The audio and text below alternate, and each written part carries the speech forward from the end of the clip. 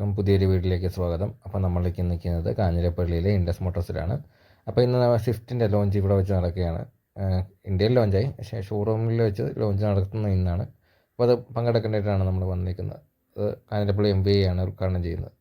അപ്പോൾ ലോഞ്ചും അതിൻ്റെ ബന്ധപ്പെട്ട വിശേഷങ്ങളും നമുക്ക് കാണാം. ജസ്റ്റ് ഒരു ബേസിക് വീഡിയോ ഉണ്ടാവുള്ളൂ. ടെസ്റ്റ് ഡ്രൈവും കാര്യങ്ങളൊക്കെ വണ്ടി ലഭിച്ചതിന് ശേഷം മാത്രം നമുക്ക് കാണാൻ സാധിക്കുകയുള്ളൂ. അപ്പോൾ ഇപ്പോൾ ലോഞ്ച് മാത്രമാണ്. ഇത്രയും വർഷങ്ങളായിട്ട് ഒന്നാം സ്ഥാനത്ത് നിൽക്കുന്നത് ഇതിൻ്റെ ഒരു വലിയൊരു വിജയമാണ്. രാജ്യത്തെ സംബന്ധിച്ച് അല്ലെങ്കിൽ ഓട്ടോമൊബൈൽ ഇൻഡസ്ട്രിയിൽ ഇതുപോലെ ഇത്രയും വർഷങ്ങളായിട്ട് ഇതുപോലെ ഒന്നാം സ്ഥാനത്ത് നിൽക്കുന്ന വണ്ടികൾ വളരെ ചുരുക്കമാണ്. അപ്പോൾ അതിൻ്റെ സെക്കൻഡ് ജനറേഷൻ വന്നു, അതുപോലെ തേർഡ് ജനറേഷൻ ഈ കഴിഞ്ഞ 2017 വന്നു. ഇതിലെല്ലാം ഈ ഏത് വണ്ടി എന്ത് ചേഞ്ച് വരുത്തിയാലും എല്ലാ വർഷവും നമുക്ക് കാർ ഓഫ് ദി ഇയർ അവാർഡും ഓരോ വർഷവും നമുക്ക് കിട്ടുന്നുണ്ട്. അതുപോലെ തന്നെ ഒരുപാട് ആൾക്കാർ ഇഷ്ടപ്പെടുന്ന ഒരു വണ്ടിയാണ് സ്വിഫ്റ്റ്. ശരിക്കും പറഞ്ഞാൽ ഒരു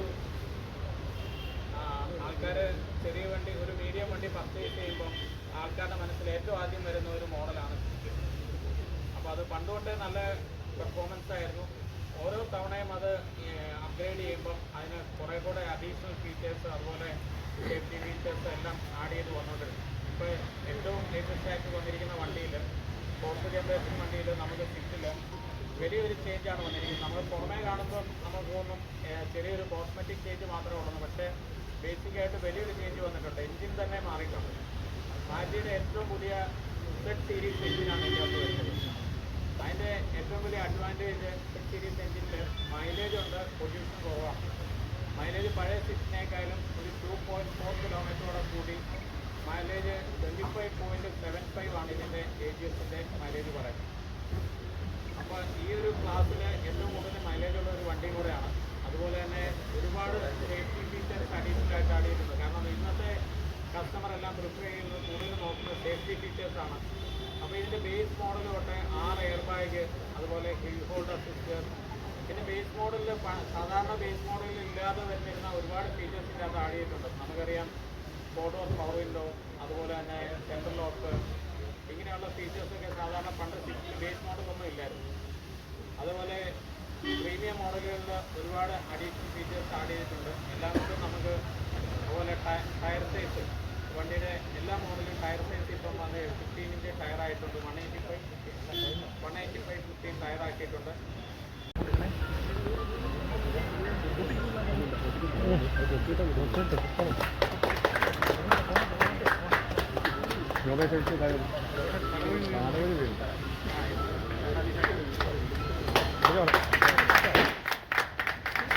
തീരുമാനമായില്ലേ?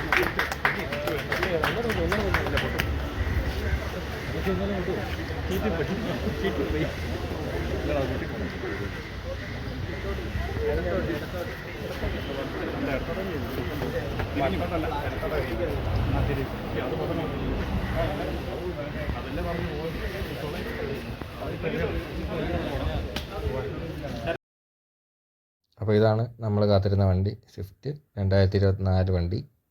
ഇത് വരുമ്പം ടോപ്പ് മോഡലാണ്. ZXi പ്ലസ് ഓട്ടോമാറ്റിക് വണ്ടിയാണ് വരുന്നത്. ഈ വണ്ടിക്ക് top features, dual tone colours, diamond cut alloy wheel, അങ്ങനെയുള്ള കാര്യങ്ങളെല്ലാം വരുന്നുണ്ട്. മറ്റേ വണ്ടിയുമായിട്ട് നല്ല വ്യത്യാസമുണ്ട്. കംപ്ലീറ്റ്ലി ഫുള്ളി റീഡിസൈൻഡ് ആണ് വണ്ടി. നമുക്ക് വണ്ടിക്കകത്തേക്ക് കയറി നോക്കാം. വണ്ടിക്കകത്തേക്ക് കയറുമ്പോൾ തന്നെ സാധാരണ സ്വിഫ്റ്റിൽ നമ്മൾ കയറുന്നത് എങ്ങനെയാണോ അതുപോലെയൊക്കെ തന്നെയാണ് തോന്നുക.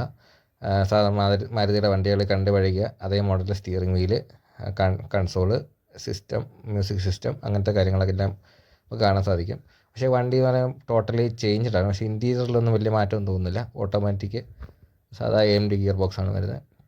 പ്ലാസ്റ്റിക് ക്വാളിറ്റിയൊക്കെ നോർമലായിട്ട് തന്നെ തോന്നി, വലിയ കാര്യമായിട്ട് മെച്ചപ്പെട്ടതായിട്ട് തോന്നുന്നില്ല. പിന്നെ പുതിയൊരു സിസ്റ്റം, മ്യൂസിക് സിസ്റ്റം വന്നിട്ടുണ്ട്. പക്ഷേ അത് നമ്മൾ സാധാരണ പുതിയ എർട്ടിഗയിൽ ഫ്രോങ്സിലൊക്കെ കണ്ട അതേ മോഡൽ സിസ്റ്റമാണ്. അതെന്തോ ഒരു അരാജകമായിട്ട് അതിൻ്റെ ഡോർ ലാമ്പ് വരുന്നുണ്ട്. ഡോർ ലാമ്പ് കൂടാതെ നമുക്കൊരു വാനിറ്റി മിറർ സൈഡിൽ വരുന്ന, വാനിറ്റി മിറർ സാധാരണ വണ്ടി വരുന്ന പോലെയാണ്. ഇവിടെ സാധാരണ ഡോക്യുമെൻറ്റ്സ് ഒക്കെ സൂക്ഷിക്കുന്ന സെറ്റപ്പ്. ഒരു സ്പീക്കർ വരുന്നുണ്ട് സൈഡിൽ, അതുപോലെ സ്പീക്കർ താഴെ വരുന്നുണ്ട്. അങ്ങേ വശത്ത് അതുപോലെ തന്നെ വരുന്നുണ്ട്. ഫ്രണ്ട് 2 ബാക്കിൽ 2, 6 സ്പീക്കർ, 2 ട്വീറ്ററും 2 സ്പീക്കർ, 4 സ്പീക്കറുമാണ് വരുന്നത്. സാധാരണ സെറ്റപ്പാണ് നമ്മൾ സാധാരണ വണ്ടിയിൽ കണ്ടത് സെയിം. ഇപ്പോഴത്തെ മാരുതി വണ്ടിയിൽ നിന്ന് AC കൺട്രോൾ, ഫാനിൻ്റെ അങ്ങനത്തെ കൺസോള്. പിന്നെ ക്രൂയിസ് കൺട്രോൾ വരുന്നുണ്ട്. ഓട്ടോമാറ്റിക് വണ്ടിയാണെന്ന് പറഞ്ഞല്ലോ.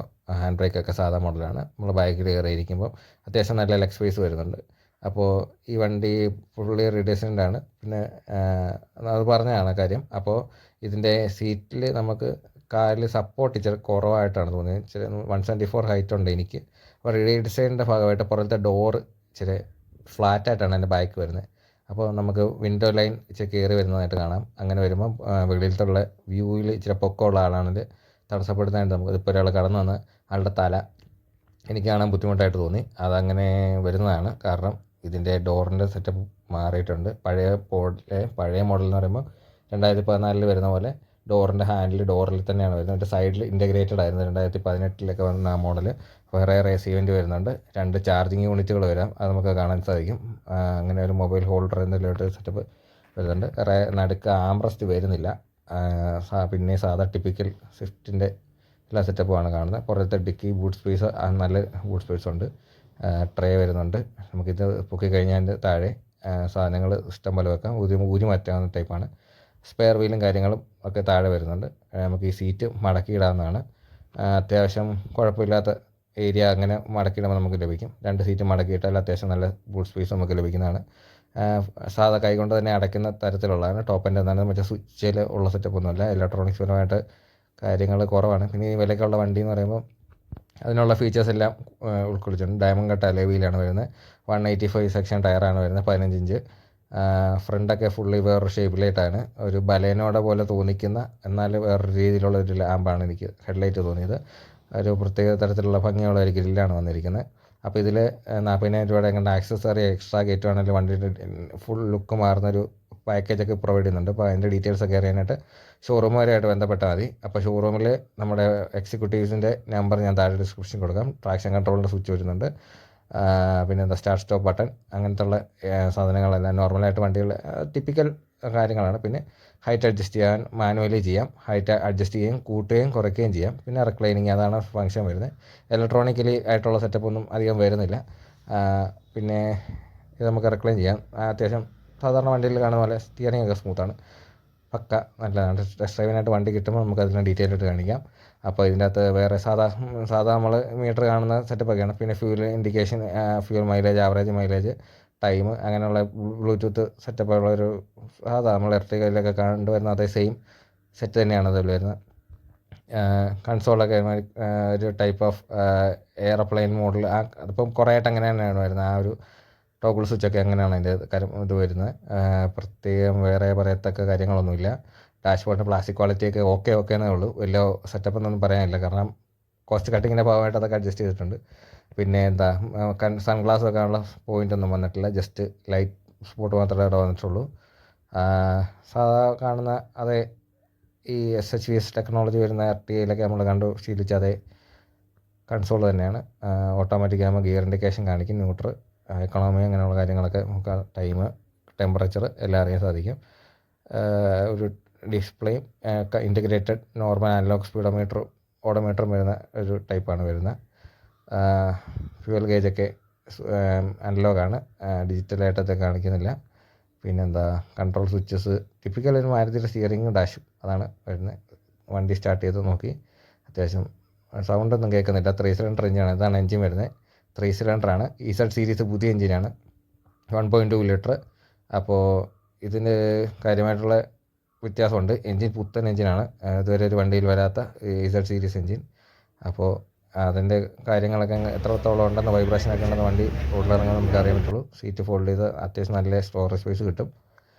അതിൻ്റെ ആക്സസറീസായിട്ട് ടൂൾ കിറ്റൊക്കെ അവിടെ വരുന്നുണ്ട്. അത്യാവശ്യം സ്പേസ് ഉണ്ട് കേട്ടോ. ന്യായമായിട്ടുള്ള സ്പേസ് നമുക്കിതിൽ കിട്ടും. ആംബ്രസ്റ്റ് വരേണ്ടതായിരുന്നു. പിന്നെ 5 പേർക്ക് ഇരിക്കണമെന്നുണ്ടെങ്കിൽ ഒരു സീറ്റിൻ്റെ ഫാബ്രിക്കൊക്കെ അത്യാവശ്യം നല്ല മെറ്റീരിയലാണ്. കുഴപ്പമില്ല. പ്ലാസ്റ്റിക് ക്വാളിറ്റി എവിടെയും അത്ര ഇതായിട്ട് എനിക്ക് തോന്നിയില്ല.